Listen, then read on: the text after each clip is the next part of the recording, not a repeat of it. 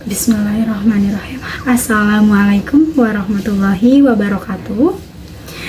Kaum muslimin wal muslimat rahimakumullah. Marilah kita panjatkan puji dan syukur kepada Allah Subhanahu wa taala yang telah memberikan kita nikmat hingga kita dapat mendengarkan video ceramah ini. Tak lupa salawat serta salam semoga tercurah limpahkan kepada Nabi besar Muhammad SAW, kepada keluarganya, kepada para sahabatnya, dan kepada kita selaku umatnya. Semoga kita selalu senantiasa diberikan rahmat dan syafaatnya. Amin amin ya Allah ya Rabbal alamin. Baik, izinkan saya memberikan sedikit informasi mengenai tengah apa yang terjadi di Indonesia, tentunya di lingkungan sekitar kita, yaitu dengan adanya wabah virus yang sangat luar biasa berbahaya, yaitu COVID-19 atau yang biasa kita kenal dengan coronavirus.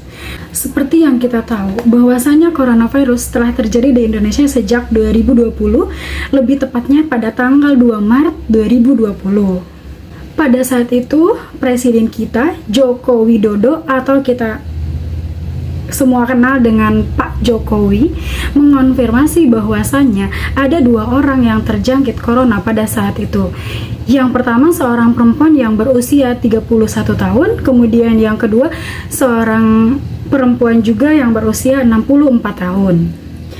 Kasus yang pertama diduga karena seorang perempuan yang berusia 31 tahun itu berinteraksi atau bertemu dengan WNA atau warga negara asing dari Jepang yang saat itu berada di Jakarta, yang akan tengah melakukan latihan untuk klub dance.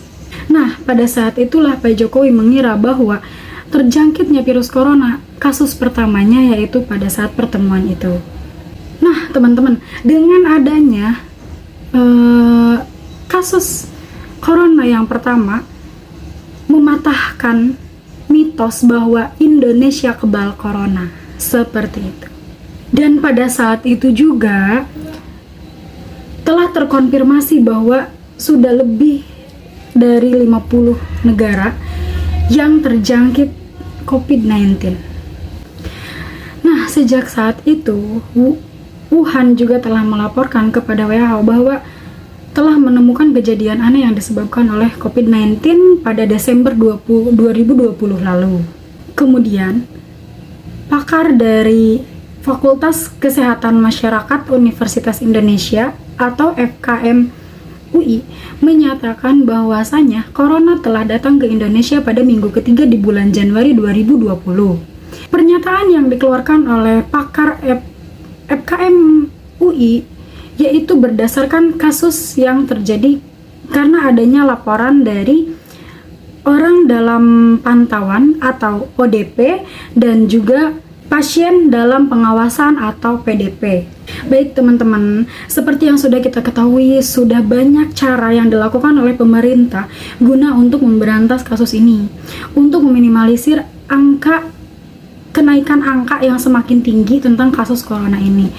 Yang pertama dulu yaitu ada PSBB atau bisa disebut dengan pembatasan sosial berskala besar, dan pada saat ini telah kita lakukan yaitu PPKM atau pemberlakuan pembatasan kegiatan masyarakat yang sudah dilakukan sejak Januari 2021.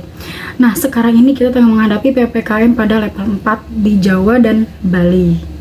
Upaya dari PPKM ini, seperti yang sudah kita tahu bahwasanya semua kegiatan itu dibatasi. Yang pertama, makan itu kita dibatasin waktu selama 20 menit saja. Kemudian beberapa tempat makan hanya melayani take away atau dibungkus. Bahkan ada beberapa tempat makan yang benar-benar ditutup agar bisa membatasi kegiatan masyarakat atau tidak terjadi kerumunan. Dengan adanya aturan pemerintah yang saat ini dilakukan yaitu PPKM level 4, terjadi banyak perubahan. Seperti yang awalnya kenaikan kasus COVID yang semakin tinggi, sekarang sudah menurun dan beberapa tempat di rumah sakit juga ada kelonggaran yang pada awalnya lorong-lorong saja itu dijadikan untuk tempat tidur pasien. Seperti itu.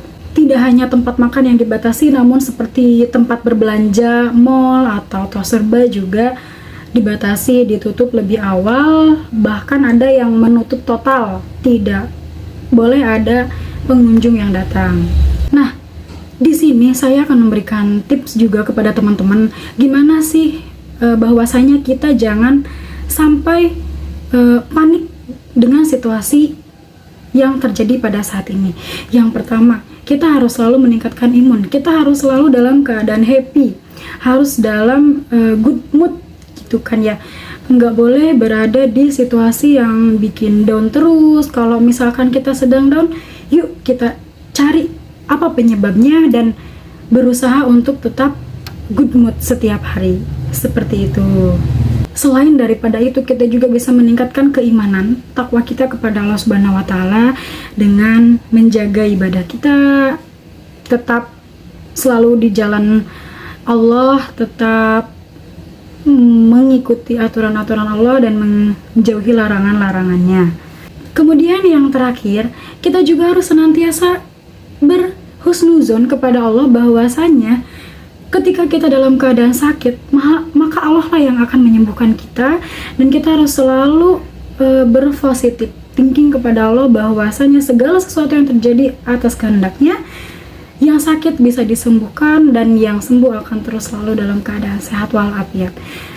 Jangan pernah putus untuk ibadah, tetap melakukan aktivitas yang seharusnya kita lakukan namun tetap dibatasi, keluar rumah dalam keadaan mendesak saja, kemudian jangan berkerumun, jangan lupa untuk selalu mencuci tangan pakai sabun dengan air yang mengalir, menggunakan double masker, kemudian berjaga jarak saat berada di luar rumah.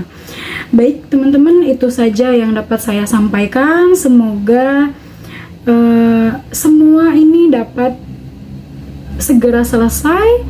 Apa yang saya sampaikan bermanfaat untuk teman-teman, dapat menjadi tips untuk sehari-harinya. Itu saja yang dapat saya sampaikan. Wabillahi taufiq wal hidayah. Wassalamualaikum warahmatullahi wabarakatuh.